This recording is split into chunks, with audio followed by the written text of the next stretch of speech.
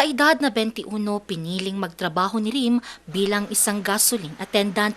Bukod daw sa makakatulong ito sa kanyang mga magulang, nais din niyang mag-ipon para sa kanyang kinabukasan. Pero sa loob ng higit isang taon niyang pagtatrabaho, wala pa rin siyang ipon. Actually, ma'am, nagkukulang pa rin sa mga daily needs mo. Si Jomar naman, labis na raw ang pagbabudget bilang isang minimum wage earner, lalo pat umuupa lamang sila ng tirahan. May anak na rin po kasi ako kaya ko. Kung talagang mag-isa ko lang po, hindi po. Kasi may pati po, tumutulong naman po yung partner ko po.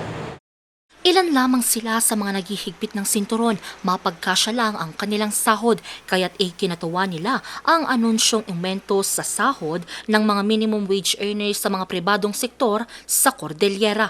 Mula sa 470 pesos, tataas ito ng 35 pesos, kaya't magiging 505 pesos ito. Samantala, tataas rin ng 600 pesos ang sahod ng mga kasambahay, kaya't magiging 6,600 na ang kanilang kada buwan mula sa dating 6,000 pesos. Matatanda ang huling nagtaas ng sahod sa rehiyon ng Cordillera noong December taong 2024. Bagamat may tuwa, kulang na kulang pa rin daw ang pagtaas nito. Okay naman, pero mas maganda pag nadagdagan pa. Mas taasan pa sana. Mas taasan pa sana, ma'am. Makakatulong naman pero siyempre cool.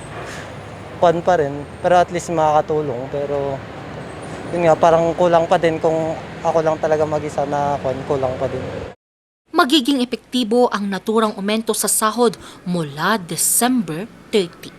Angel Arquero, RNG News.